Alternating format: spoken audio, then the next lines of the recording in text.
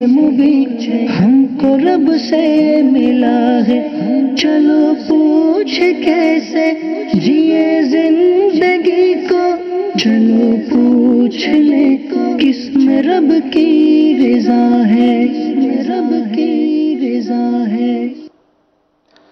الحمدللہ رب العالمین والصلاة والسلام علی سید المرسلین، اما بعد فاعوذ باللہ من الشیطان الرجیم، بسم اللہ الرحمن الرحیم۔ الصلاة والسلام علیک یا رسول اللہ وعلی آلک واصحابک یا حبیب اللہ۔ الصلاة والسلام علیک یا نبی اللہ وعلی آلک واصحابک یا نور اللہ۔ میٹھے میٹھے اسلامی بھائیوں اور مدنی چینل کے ناظرین، سلسلہ دارالفتہ اہل سنت میں ایک بار پھر آپ کو مرحبا کہتے ہیں۔ ابتداً درود پاک کی فضیلت عرض کی جاتی ہے کہ فرمان مصطفیٰ صلی اللہ تعالی علیہ وسلم ہے، اے لوگو، بے شک بروز قیامت اس کی دہشتوں اور گھبراہٹ اور حساب کتاب سے جلد نجات پانے والا وہ شخص ہوگا جس نے دنیا میں مجھ پر کثرت سے درود شریف پڑھے ہوں گے۔ صلو علی الحبیب صلی اللہ تعالی علی محمد صلی اللہ علیہ وسلم۔ مدنی چینل کے ناظرین، الحمدللہ اس سلسلے کی برکت سے ہم بہت سارے مسائل سیکھنے میں کامیاب ہو جاتے ہیں۔ آپ توجہ سے اس کو دیکھیں، اللہ توفیق دے تو اس کے اہم مدنی پھول تحریر بھی فرمائیں۔ انشاءاللہ علم دین کا خزانہ آپ کے ہاتھ آئے گا۔ آپ کی کالز SMS شامل سلسلہ کی جاتی ہیں۔ آئیے آپ کی کالز لیتے ہیں۔ محمد شمون رضا تاریخ پراؤ ملتان سے عرض کر رہا ہوں۔ مفتی صاحب کی خدمت میں میری گزارش یہ ہے کہ جنازہ پڑھتے ہوئے 3 صورتیں دیکھی جاتی ہیں۔ کچھ لوگ تو جوتے پہن کر پڑھتے ہیں، کچھ جوتے اتار کر اس کے اوپر پیر رکھ لیتے ہیں، کچھ جوتے کو ایک طرف کر کے زمین پر پیر رکھ لیتے ہیں۔ صحیح ترین صورت حال کیا ہے یہ وضاحت فرما دیں۔ السلام علیکم ورحمۃ اللہ وبرکاتہ۔ وعلیکم السلام ورحمۃ اللہ وبرکاتہ۔ جی مفتی صاحب کیا ارشاد فرمائیں گے؟ الحمدللہ رب العالمین والصلاة والسلام علی سید الانبیاء والمرسلین، اما بعد فاعوذ باللہ من الشیطان الرجیم، بسم اللہ الرحمن الرحیم۔ دیکھیں، اگر تو زمین پاک ہے اور جوتے اتار کر اس کے اوپر کھڑے ہو کے نماز پڑھی تو اس میں تو اصلاً کوئی حرج نہیں ہے، ٹھیک ہے، پڑھی جا سکتی ہے۔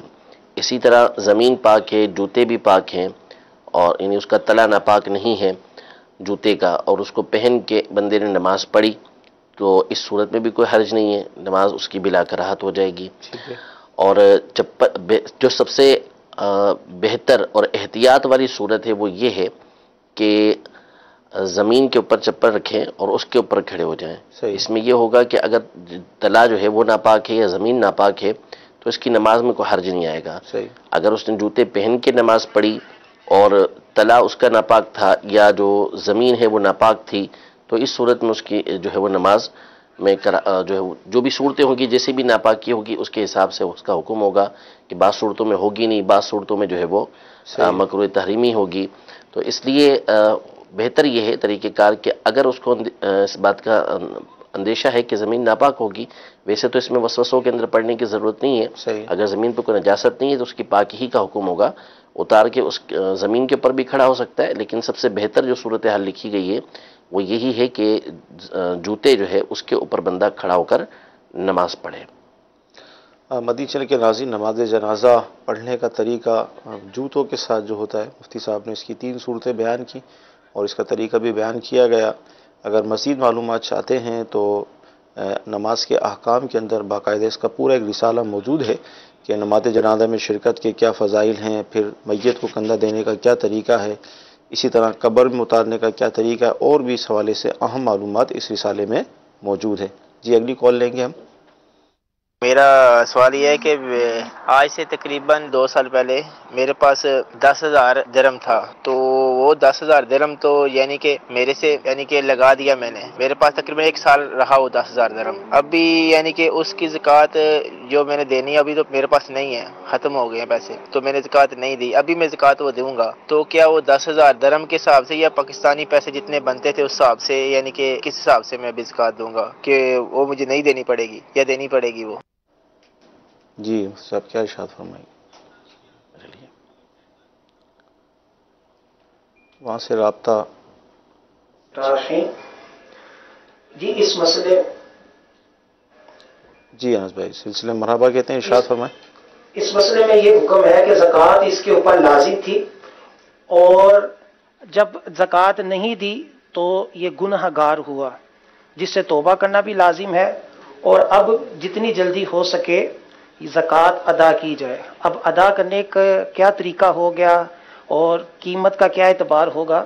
تو اگر تو اسی درہم ہی سے زکوٰۃ دینی ہے تو جتنا اس کا 2.5% بنتا ہے وہ نکال دیں، اتنے درہم نکال دیے جائیں، اور اگر پاکستانی روپوں میں اس کی زکوٰۃ دینی ہے تو 10,000 درہم کا جو اس وقت ریٹ تھا جب ان کے پاس یہ زکوٰۃ کی رقم تھی، تو جتنا ان کا ریٹ بنتا ہے اس کو لے کر اتنے پیسوں کی 2.5% زکوٰۃ نکال دیں۔ یعنی بالفرض اگر 1 لاکھ روپیہ بنتا تھا تو 2,500 آ جائے گا، 2 لاکھ بنتا تھا تو 5,000 اس کی زکوٰۃ پاکستانی روپوں میں دی جا سکتی ہے۔ توبہ بھی کرنی ان کے اوپر لازم ہے۔ جی مدنی چینل کے ناظرین، زکوٰۃ کے حوالے سے مسئلہ بیان ہوا، اگلی کال لیں گے۔ محمد مشتاق اتاری بہاولپور پنجاب سے عرض کر رہا ہوں حضور، یہ موبائل پر ایک ویڈیو وائرل ہوئی ہے، ایک مولانا صاحب بیٹھے ہیں اور کچھ اور افراد بھی ہیں، تو انہوں نے سوال کیا کہ کھڑے ہو کر پیشاب کرنا کیسا؟ اس مولانا نے جواب دیا کہ کہنے کی بھی ہمت نہیں ہو رہی کہ کھڑے ہو کر پیشاب کرنا سنت ہے معاذ اللہ۔ تو اب اس نے مختلف کتابوں سے، بخاری شریف سے اور مختلف کتابوں سے اس کے حوالے بھی دیے، اور مثال دی کہ ایک مرتبہ سرکار علیہ السلام نے اس طرح کیا، اور پینٹ ہو تو اس میں کرنا یہ سنت ہے کھڑے ہو کر، اس طرح اس نے جوابات دیے ہیں۔ تو آپ سے عرض ہے کہ حضور آپ اس کے بارے میں کیا ارشاد فرماتے ہیں؟ جی مفتی صاحب، بڑی عجیب بات، کیا فرمائیں گے؟ استغفر اللہ، نعوذ باللہ من ذالک۔ اس کو سنت کہنا یہ بہت بڑی جرت ہے۔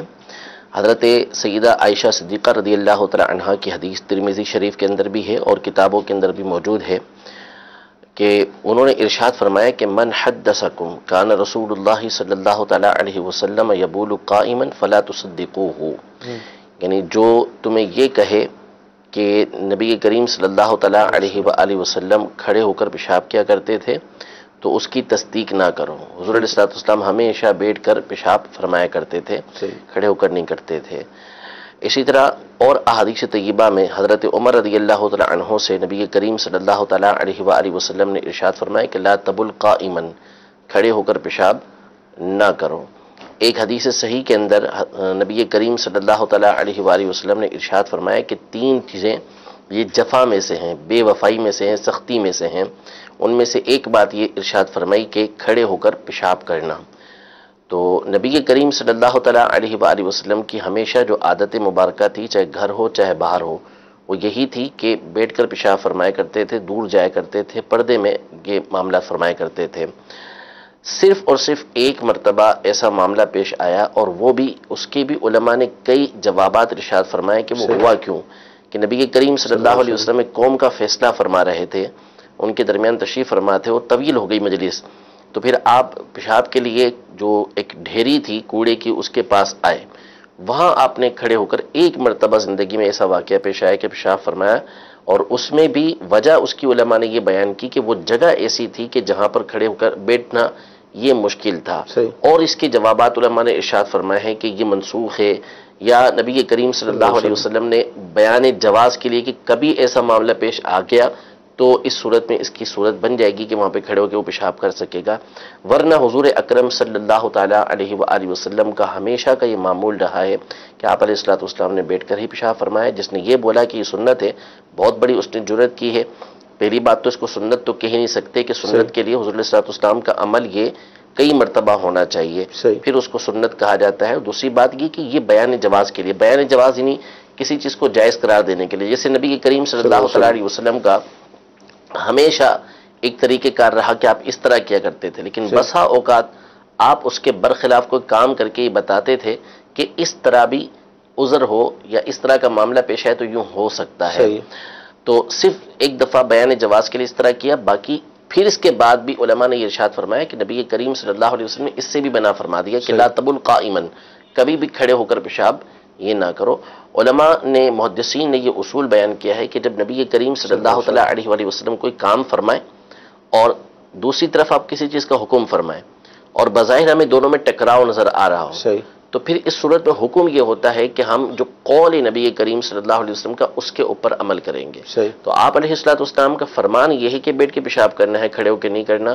اور دوسری طرف صرف ایک مرتبہ کا فعل یہ لازم آیا کہ آپ نے کھڑے ہو کے پیشاب فرمایا. تو ہمیں عمل کرنے کا جو حکم ہے وہ قولی حدیث کے اوپر حکم ہے. کبھی ایسا عذر پیش آ گیا، کسی مقام پہ بندہ ایسا پھنس گیا کہ وہاں پر اگر پیشاب کرتا ہے تو کپڑے ناپاک ہو جاتے ہیں یا ممکن نہیں ہے اور شدت ہے پیشاب کی، تو وہاں مجبوری میں اگر کسی نے کیا تو پھر اس کے جواز کی صورت ہوتی ہے. ورنہ جو طریقہ کار ہے وہ میں نے عرض کر دیا ہے. تو اس کو سنت کے نہ ایسے کہنے والے کو توبہ کرنی چاہیے، اللہ تبارک و تعالیٰ سے معافی مانگنی چاہیے. بی بی عائشہ صدیقہ رضی اللہ تعالیٰ عنہا کے مطابق تو ایسا شخص جھوٹ بولنے والا ہے، اس کی تصدیق ہی ہم نے کبھی نہیں کرنی. حضرت عمر رضی اللہ تعالیٰ عنہ نبی کریم صلی اللہ علیہ وسلم نے ان کو فرمایا کہ بیٹھ کر پیشاب کرنا ہے، کھڑے ہو کے کبھی پیشاب نہیں کرنا. تو ہمیشہ بیٹھ کر آپ کا یہ معمول رہا ہے. تو بہرحال یہ بالکل غلط بات بیان کی گئی ہے جس نے بھی بیان کی ہے. جیسے یہاں پر مزید کیا آپ ارشاد فرمائیں گے کہ لوگ ویسے عمل سے دور ہیں، اس طرح کی مطلب اس کا کلپ بنانا، اس کو وائرل کرنا، عوام کے اندر، لوگوں کے اندر بے چینی؟ اصل میں دیکھیں بہت ساری باتیں ہوتی ہیں. لوگ جو ہے نا وہ ایک تو مغرب سے متاثر بہت ہوتے ہیں صحیح، اور ان کی ثقافت اور ان کے معاملات کو دیکھتے ہوئے اپنے آپ کو وہ بیک ورڈ سمجھنے لگتے ہیں کہ ہم تو جو ہے وہ دقیانوسی ہیں یا پتہ نہیں کیا ہیں. تو ہر ایک کو اپنی ثقافت کو جو ہے اجاگر کرنا چاہیے. اسلام نے حیا کا درس دیا ہے. یعنی کتنا بھونڈا منظر ہے کہ بندہ کھڑے ہو کے پیشاب کر رہا ہے یا لوگوں کے سامنے پیشاب کر رہا ہے، عجیب محسوس ہوتا ہے. تو پردے کا حکم دیا گیا ہمارے یہاں پر، اور اس انداز میں یہ اپنی حاجت کو پورا کرنے کا حکم دیا گیا کہ جس سے بندے کی حاجت بھی پوری ہو اور حیا کے تقاضے بھی پورے ہو جائے. تو اس میں لوگوں کے دین سے دور ہونے کی بات کیا ہے. جو ایک اچھی چیز ہے اس کو بیان کیا جائے گا. کھڑے ہو کر پیشاب کرنے میں بہت بڑا خطرہ ہوتا ہے کہ جو قطرے ہیں وہ کپڑوں پہ آ کے لگیں گے، جسم پر آ کے لگیں گے. تو یہ تو ایک بہت بڑی اللہ تبارک و تعالیٰ اس سے محفوظ رکھے کہ جسم کو ناپاک کرنا ہے، کپڑوں کو ناپاک کرنا، یہ کون سی اچھی بات ہو جائے گی؟ اپنے آپ کو ستھرا رکھنا، پاک رکھنا، یہ تو ہر ایک کو مطلوب ہوتا ہے. ہر عقل سلیم رکھنے والا اس بات کو پسند کرتا ہے کہ وہ ستھرا رہے، پاک رہے، پاکیزہ رہے.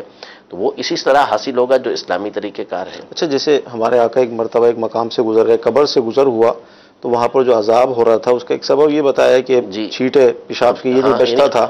تو کھڑے ہو کر کرنے میں تو آپ بتائیں کس طرح وہ بچے گا؟ اعلیٰ حضرت رحمۃ اللہ تعالیٰ نے بڑی تفصیل کے ساتھ جو ہے فتاوی رضویہ کی 4 جلد میں اس حدیث کے اوپر گفتگو کی ہے. صحیح. اور اس میں یہ وجہ بھی بیان فرمائی کہ جو بیٹھ کر پیشاب کرنے کا حکم ہے وہ اسی وجہ سے کہ کھڑے ہو کر پیشاب کرنے میں ایک تو یہود و نصارہ کے ساتھ جو ہے وہ مشابہت ہوتی ہے، دوسرا یہ کہ پیشاب کے قطروں سے بچنا اس کے اندر مشکل ہوتا ہے. اور حدیث پاک میں ارشاد فرمایا کہ پیشاب کے قطروں سے بچو، فإن عامۃ عذاب القبر منہ، اس لیے کہ عام طور پہ جو عذاب قبر ہوتا ہے وہ اسی سے ہوتا ہے. صحیح.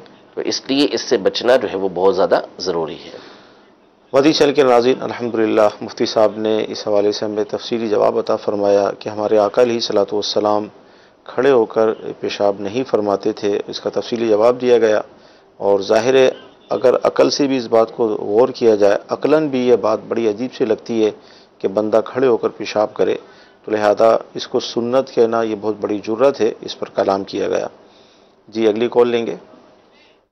میرا نام محمد رمضان ہے، ملتان سے عرض کر رہا ہوں. میری عمر 80 سال ہے اور میں نماز گھر پڑھتا ہوں کرسی پر بیٹھ کر. تو ہر رکعت میں ویسے آیت الکرسی اور 3 دفعہ قل پڑھتا ہوں. کیا یہ بہتر ہے؟ سنتیں بھی جب پڑھتا ہوں تو ایک آیت الکرسی اور 3 دفعہ قل پڑھتا ہوں. اور کرسی پر بیٹھ کے مسجد نہیں جا سکتا، تو یہ مہربانی کر کے بتائیں کیا یہ بہتر ہے؟ جی انس بھائی کیا ارشاد فرمائیں گے؟ 80 سال عمر ہے، کرسی پر نماز پڑھتے ہیں، مخصوص آیت صورتیں فکس کی ہوئی انہوں نے. اگر تو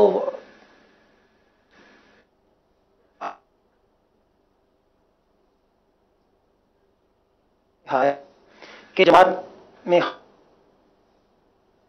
اس صورت میں کرسی پر بیٹھ نماز پڑھنا درست ہوگا کہ رکوع اور سجود اشاروں سے کریں، سجدے میں زیادہ جھک جائیں اور رکوع میں کچھ کم جھکیں.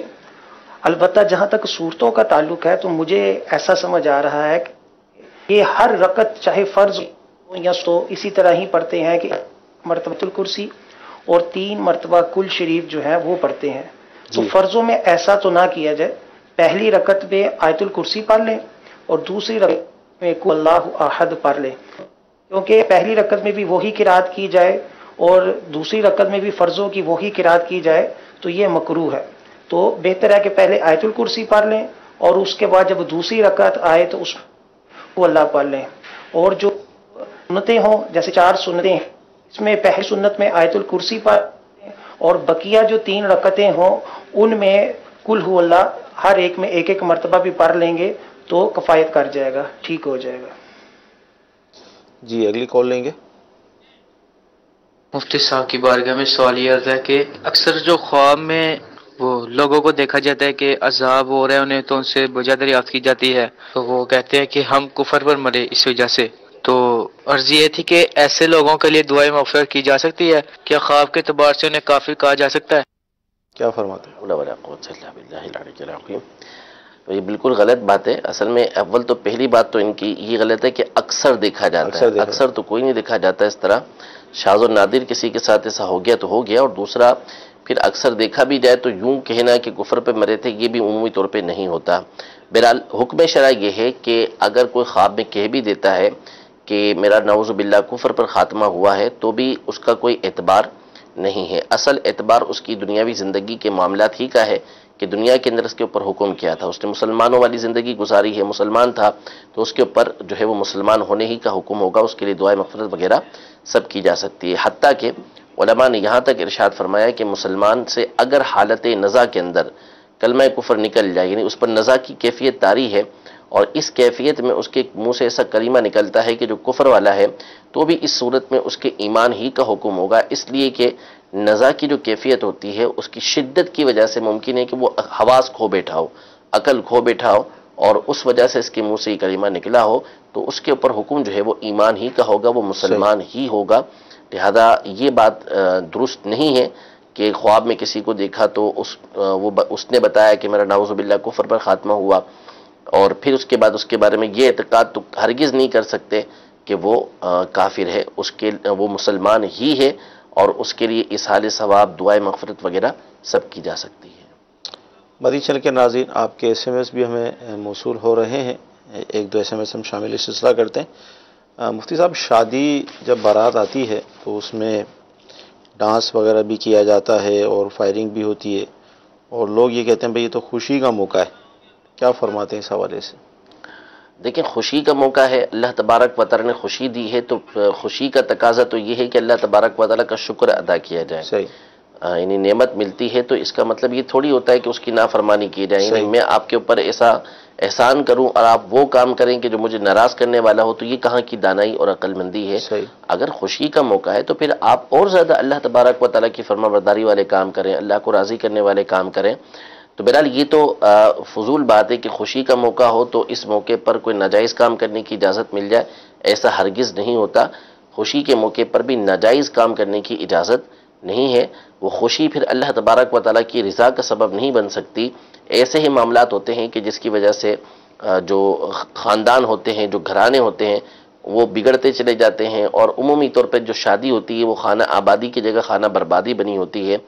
تو ہرگز اس کی شرعاً اجازت نہیں ہے، ناجائز و حرام ہے، جو ناجائز و حرام کام اس کے اندر کریں گے۔ پھر اس کے بعد یہ ڈانس کرنا، ظاہر سی بات ہے کہ بالکل بےہدہ جو رسم و رواج ہوتی ہیں ان کو ادا کیا جاتا ہے اس میں، اور وہ بہت ساری وہ ہوتی ہیں کہ جو ناجائز و حرام ہوتی ہیں، تو وہ ناجائز و حرام۔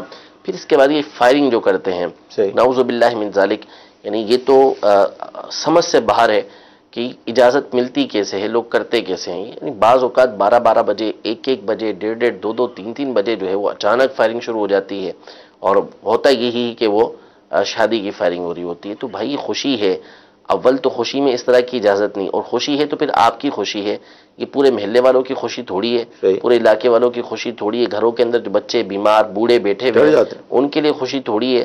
آپ اتنی فائرنگ کر رہے ہیں کہ سونے والا جو ہے وہ بیچارہ جو سو رہا ہے وہ جاگ جاتا ہے، جو سونے کی تیاری کر رہا ہے وہ سو سکتا ہی نہیں ہے۔ ایک دہشت اور خوف آپ پیدا کر کے رکھ دیتے ہیں، یہ کہاں کی خوشی ہے؟ پہلی بات تو اس طرح کی خوشی میں اس طرح کے معاملات کرنے کی شرعاً اجازت نہیں، اور غالباً یہ قانوناً بھی ناجائز ہی ہونا چاہیے، قانوناً بھی اس کی اجازت نہیں ہونی چاہیے۔ اب ایک الگ بات ہے کہ اس پہ پکڑ دکڑ نہ ہو۔ پھر اس کے بعد جو فائرنگ ہوتی ہے، بہت دفعہ اس طرح کے جو ہے وہ اطلاعات ملتی ہیں کہ کبھی کسی کو گولی لگ گئی، کبھی کسی کو گولی لگ گئی، اور بعض اوقات تو دولہے ہی کو گولی لگ جاتی ہے، تو وہ جو اچھی بڑی خوشی ہوتی ہے نا، پھر وہ غمی میں تبدیل ہو جاتی ہے۔ تو اس طرح کی بیوقوفیاں، اس طرح کی نادانیاں یہ نہیں کرنی چاہیے۔ مدی سے لیکن ناظرین، ظاہر ابھی بتایا کہ بہت پیاری بات مفتی صاحب نے شاید فرمائی، اگر آپ نے توجہ سے سنی ہو، کہ جب کسی کو نعمت ملتی ہے تو اس پر اللہ تعالیٰ کا شکر ادا کیا جاتا ہے، نہ کہ نافرمانی کی جاتی ہے۔ تو ہمارے یہاں یہ دیکھا جاتا ہے کہ لوگ نافرمانی میں مبتلا ہو جاتے ہیں، اس کے بعد پھر یہ شادی جسے خانہ آبادی کی دعا دی جائے لیکن وہ خانہ بربادی بعض صورتوں میں بن جاتی ہے، اور سبب یہی گناہ والے معاملات ہوتے ہیں۔ تو لہٰذا اس سے بچا جائے، جب اللہ کی طرف سے کوئی نعمت ملے تو اس پر اس کا شکر ادا کیا جائے، اس کی فرمانبرداری کی جائے، اطاعت کی جائے، نہ کہ نافرمانی کی جائے۔ جی اگلی کال۔ ہم نے یہ سوال پوچھنا تھا کہ ہم نا ایک شاپ سے 2 سوٹ لے کے آئے تھے 1000 روپے کے، تو وہ غلطی سے 3 آ گئے ہیں، تو اس کا ابھی ہمیں کیا کرنا چاہیے؟ جی انس بھائی کیا ارشاد فرمائیں گے؟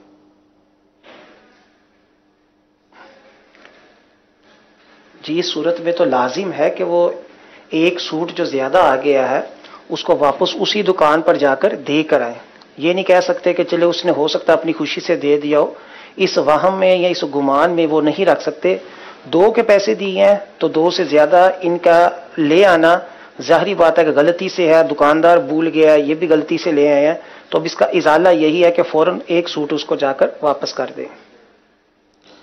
اچھا انس بھائی، آپ سے ایک SMS کا جواب لیں گے، مرکز الاولیاء لاہور سے ہی ہے۔ احمد رضا بھائی پوچھ رہے ہیں کہ دکان کے اندر والد اور ان کا بیٹا یہ دونوں ظاہر کام کرتے ہیں، جب نماز کا وقت ہوتا ہے تو والد صاحب خود چلے جاتے ہیں، مجھے دکان پہ چھوڑ دیتے ہیں، میں بعد میں نماز پڑھتا ہوں، تو شرعاً ایسا کرنا کیسا؟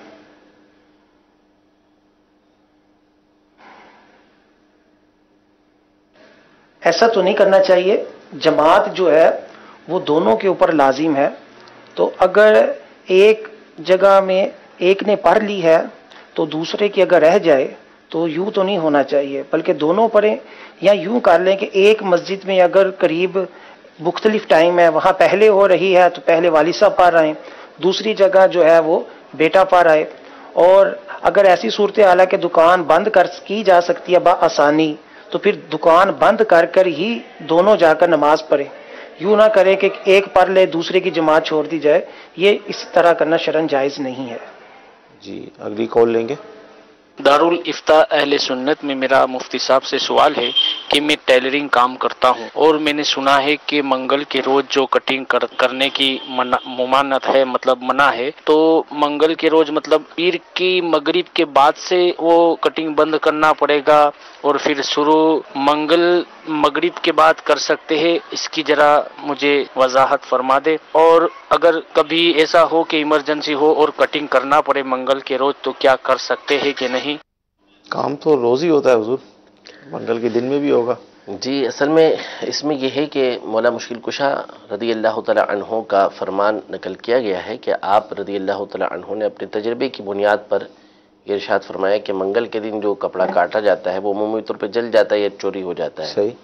تو ایک آپ کا کشف، آپ کا ایک تجربہ اور جو نور سے آپ نے دیکھا، صحیح، وہ آپ نے بیان فرمایا، لیکن ظاہر ہے کہ یہ ایک مشورتاً ارشاد فرمایا، صحیح، اور ایک رہنمائی کی، خیر خواہی کی ہے آپ رضی اللہ تعالی عنہ نے، اس میں یہ نہیں کہ اس طرح کرنے کی بنیاد پر کوئی گناہ ہو جائے گا۔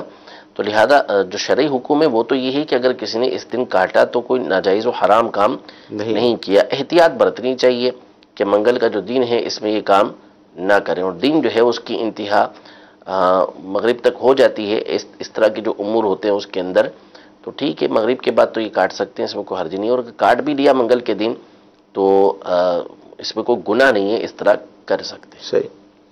جی اگلی کال۔ محمد فاروق عطاری، ہند کرناٹکا کے شہر کولار سے بات کر رہا ہوں۔ میرا مفتی صاحب سے یہ سوال تھا کہ سنا ہے کہ نابالغ سے کوئی بھی کام نہیں لینا چاہیے، تو آپ اس پر روشنی ڈالیں کہ کون کون نابالغ سے کام لے سکتا ہے، کون کون نہیں لے سکتا۔ جی انس بھائی کیا ارشاد فرمائیں گے؟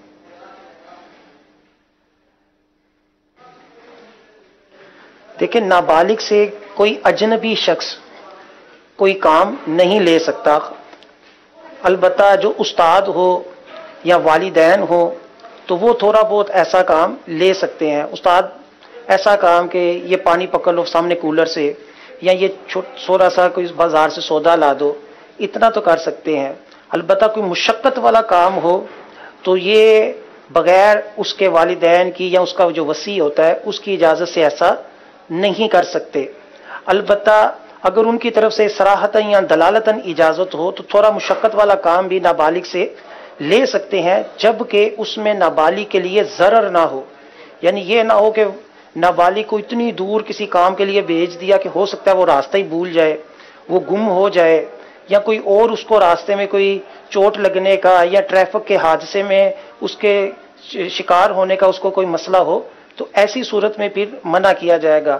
ورنہ اگر عام طور پر تھوڑا بہت استاد لے لے تو اس میں اجازت ہے، والدین لے لیں، چچا ماموں لے لیں، تھوڑا بہت اس کی اجازت نکل جائے گی۔ اور اس کے علاوہ کوئی اجنبی شخص ہے تو اس کے لیے تو ہر صورت بچنا ہی بہتر ہے۔ اچھا مفتی صاحب، آپ کیا ارشاد فرمائیں گے؟ جیسے ہمارے یہاں یہ بھی ہوتا ہے کہ والدین اپنے بچوں کو کام کاج دنیاوی سکھانے کے لیے بھی لگا دیتے ہیں، تو وہ ظاہر نابالغ ہوتے ہیں، تو اس میں اب کام سیکھنے کے لگایا؟ یہ تو بالکل بچے کی پر اس کی تعلیم و تربیت کے لیے ہوتا ہے، ہنر سکھانے کے لیے پہلے بٹھایا جاتا تھا۔ جی، اس کے تو کتابوں کے اندر جزیات موجود ہیں کہ وہ باقاعدہ اس سے کام لے سکتا ہے، لیکن بات وہی ہے کہ جس سے بچے کو ضرر و تکلیف نہ پہنچے، یعنی ایسا کام لے سکتے ہیں کہ جو بچے کو تکلیف نہ پہنچے اور اس کے والدین کو گرا نہ گزرے۔ تو ایسا کام اگر کوئی دوسرا لیتا ہے تو معمولی سا کام ہے، وہ لینے میں حرج نہیں ہے۔ اسی طرح جو ہنر سیکھنے کے لیے لگاتے ہیں تو ظاہر ہے کہ وہ ہنر اس کو دم تو نہیں کرے گا کہ اس کو ہنر خود بخود آ جائے، اس کو کچھ نہ کچھ تو سکھانے کے لیے کام کروانا ہی پڑے گا، تو وہ کروانے میں حرج نہیں ہے۔ اچھا، میں مزید اس لیے وضاحت چاہ رہا ہوں کہ بعض اوقات ایسا بھی ہوتا ہے کہ والدین یہ کہہ دیتے ہیں کہ بھائی گوشت آپ کا، ہڈیاں ہماری، یعنی مارنے تک کی اجازت دے دیتے ہیں۔ تو یہ تو نہ والدین کو اجازت ہے، نہ استاد، چاہے وہ پڑھانے والا ہو چاہے سکھانے والا ہو۔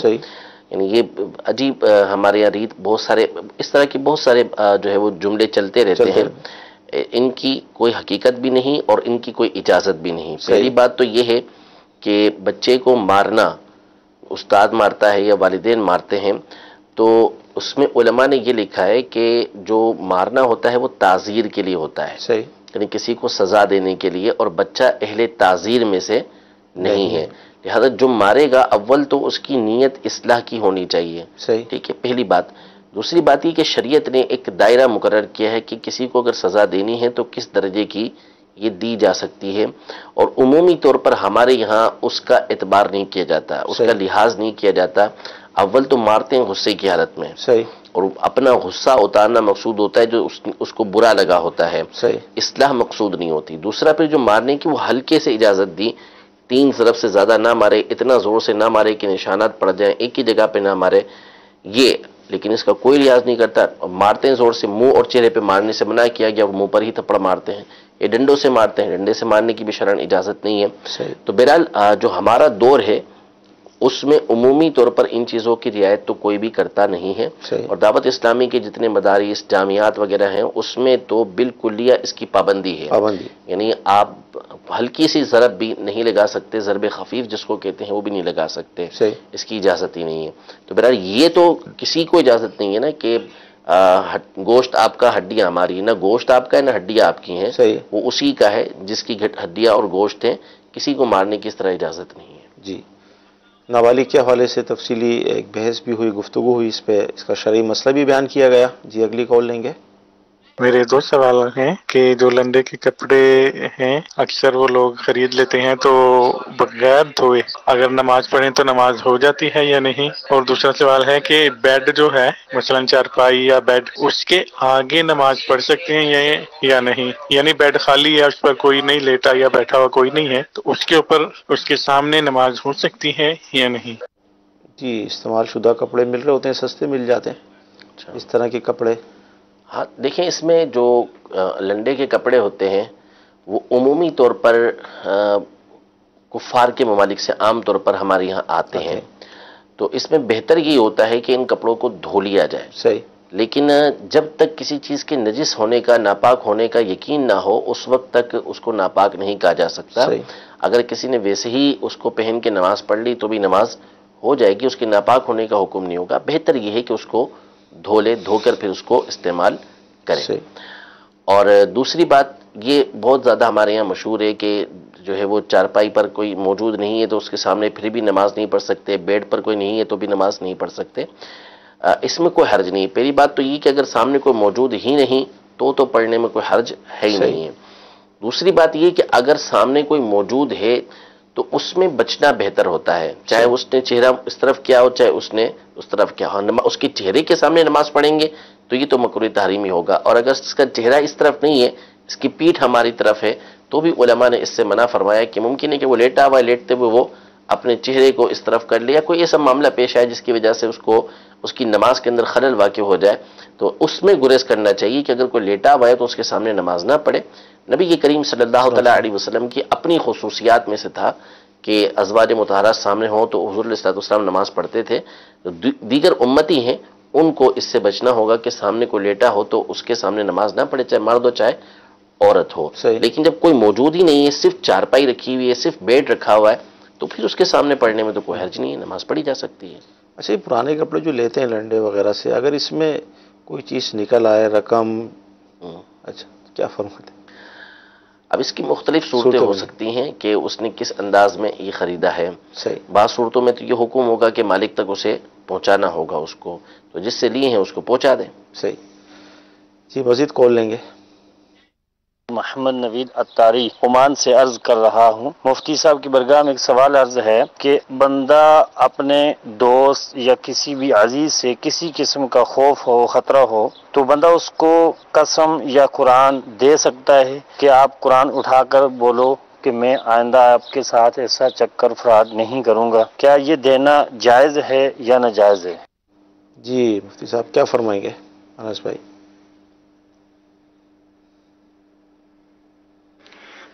دیکھیں، اس طرح تو کسی اپنے مسلمان بھائی کے اوپر بدگمانی کرنا کہ مجھے یہ دھوکہ دے گا کہ اس طور پر اس سے ذرا متنفر قسم کا رہنا اسلام اس کی اجازت نہیں دیتا. البتہ اگر ایسی صورتحال ہے کہ دھوکہ ہونے کا یا اس کے ساتھ کاروبار کیا ہے اور انداز سے یا کسی اور نے بتا دیا کہ یار یہ بندے کے ساتھ آپ نے کاروبار کی، اس کا تو کردار ٹھیک نہیں، اس طور پر اگر بہت زیادہ ہے نا وہ آ گیا مسئلہ اور قرینہ بھی موجود ہے، تو اس صورت میں اس سے اس طرح قسم لے لی جائے کہ یار تم ایسا میرے ساتھ نہ کرنا، اس کی تو اجازت ہو سکتی ہے. ورنہ بلا وجہ قسمیں لینا یا ویسے کسی کے اوپر بدگمانی شروع کر دینا، اس سے دوسرے کی بھی دل آزاری ہو سکے، یار یہ میرے بارے میں اتنا گلٹی فیل کرتا ہے اور مجھے پتہ نہیں یہ کیا سمجھتا ہے، تو پھر اسی سے ہو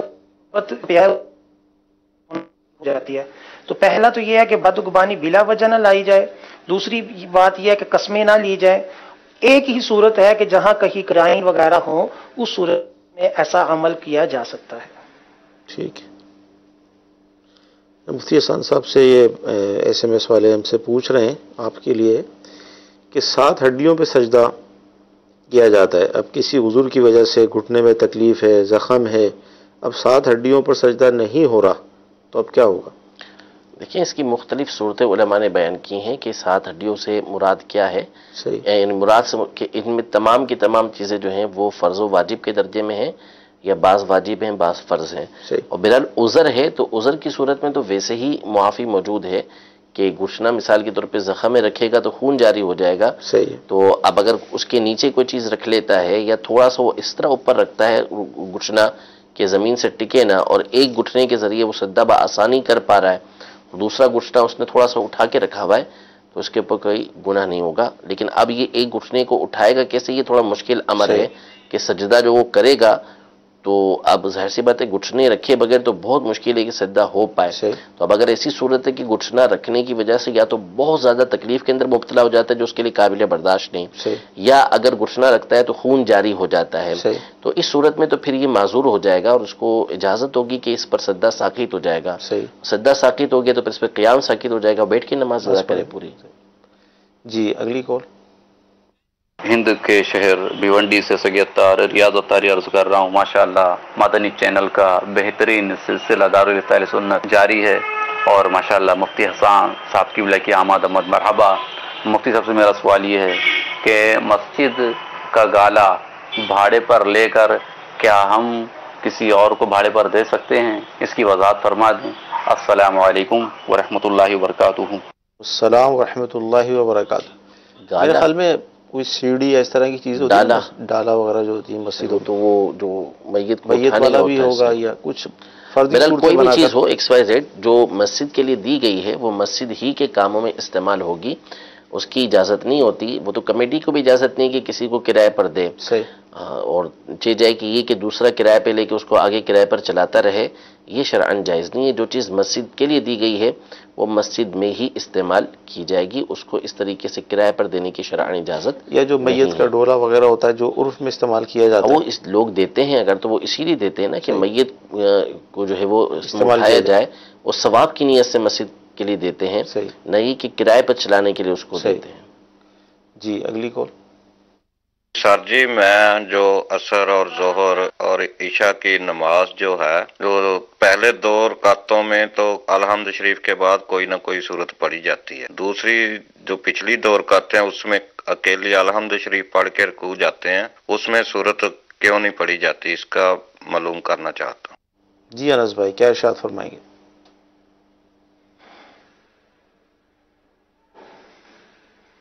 देखिए इसके बारे में तो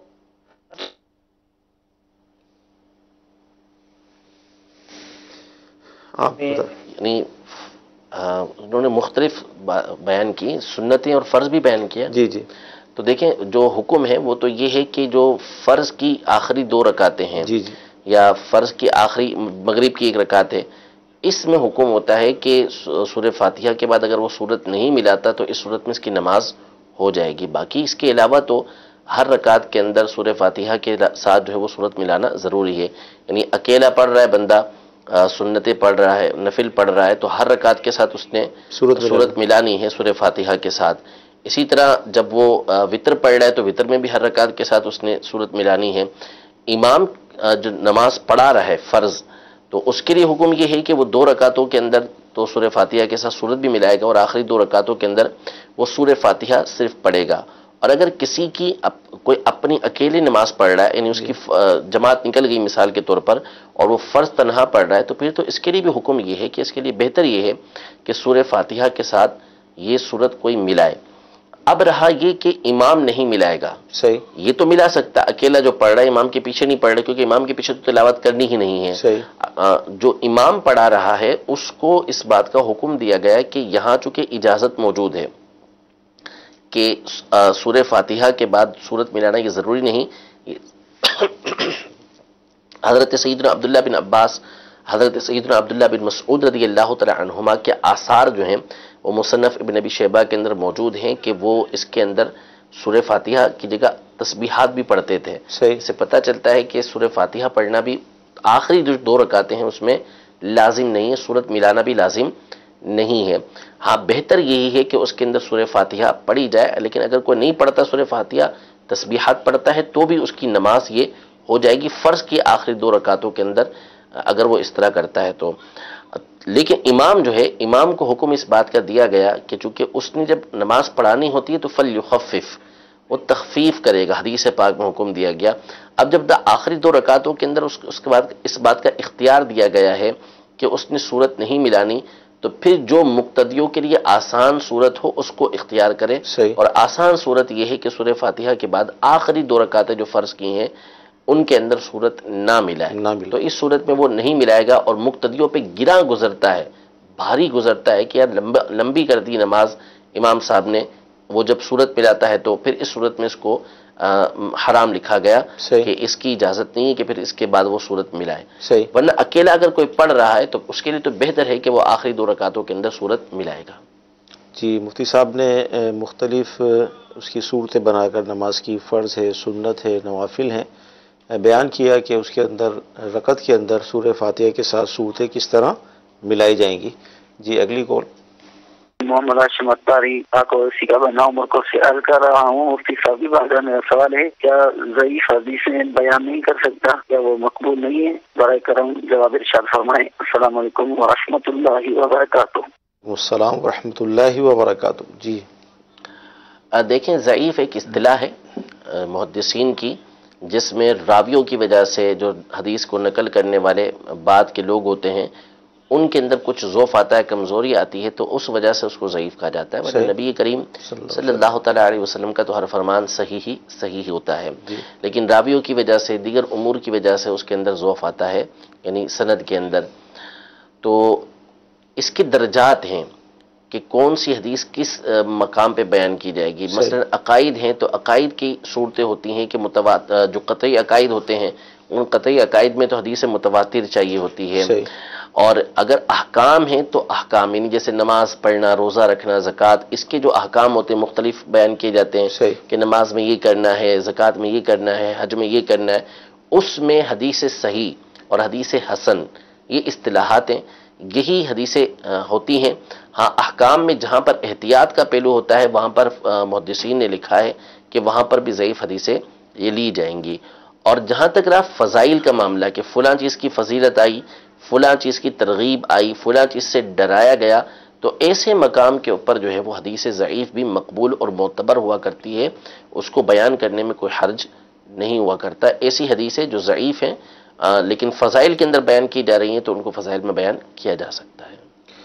الحمدللہ دعوت اسلامی کے جو جامعۃ المدینہ ہیں اس سے فارغ التحصیل اسلامی بھائیوں کو ہم مدنی کہتے ہیں، اور پھر ان مدنی اسلامی بھائیوں کو الحمدللہ مختلف کورسز تخصص کے نام سے کرائے جاتے ہیں.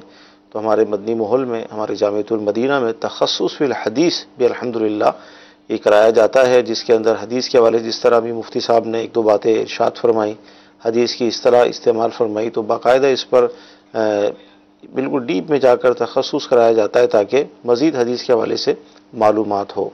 تو انشاءاللہ اس آنے والے سال میں بھی یہ سلسلہ ہوگا، شوال میں اس کے داخلے ہوتے ہیں، پورا اس کا ایک طریقہ کار ہے، تو انشاءاللہ آنے والے سال میں بھی یہ ہوگا. اور ابھی بھی الحمدللہ یہ ہمارا سلسلہ یعنی تخصص فی الحدیث کا چل رہا ہے. جی اگلی کال لیں گے ہم. میرا مفتی صاحب سے یہ سوال ہے کہ بعض اوقات یہ میسج آتے ہیں کہ قرآنی آیات اور حدیث سے وغیرہ یہ سینڈ نہ کی کریں کہ یہ ڈیلیٹ ہو جاتی ہیں، اور قیامت کی نشانیوں میں سے ہے کہ بندہ اپنے ہاتھوں سے قرآن کو مٹائے گا. تو اس کے بارے میں کیا حکم ہے کہ کیا یہ سینڈ کرنی چاہیے یا نہیں؟ جی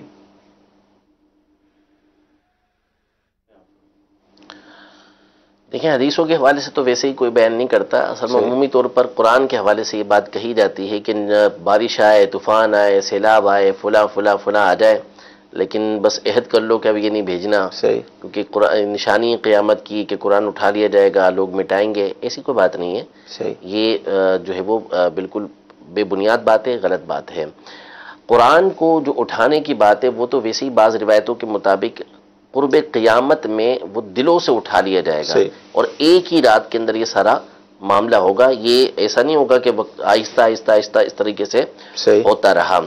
تو اس میں کوئی حرج نہیں ہے کہ قرآنی آیات اور ان کا ترجمہ اور علماء اہل سنت کی لکھی ہوئی تفسیر، یعنی قرآنی آیت اگر آپ بھیجتے ہیں تو اس کے ساتھ ترجمہ کنز ایمان یا جو دیگر علماء اہل سنت کے لکھے وہ مستند تراجم ہیں وہ، اور مستند تفاسیر جو علماء اہل سنت کی لکھی ہوئی ہے، جیسے مثال کے طور پر صراط الجنان ہے، اس میں سے اگر کوئی بات آپ لکھ کر بھیج دیتے ہیں جو اتھینٹک ہے تو اسے بھیجنے میں کوئی حرج نہیں ہے، اسے بھیجا جا سکتا ہے.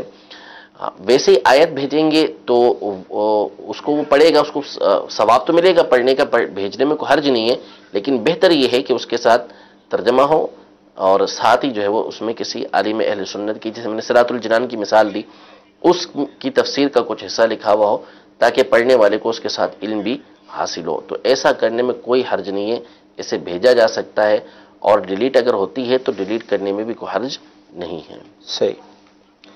جی موبائل کے ذریعے جو احادیث اور قرآن کی آیت ہیں اس حوالے سے مفتی صاحب نے جواب ارشاد فرمایا.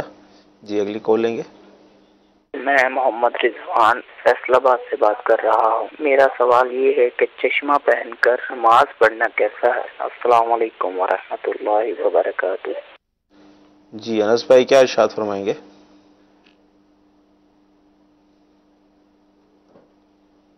چشمہ پہن کر نماز پڑھنا جائز ہے، بس یہ احتیاط کی ہے کہ چشمہ پہن کر سجدہ کر نہ کہ یہ ہڈی جو ہے جس کا زمین کی سختی محسوس کرنا یہ واجب ہے، یہ ترک ہو جائے گا.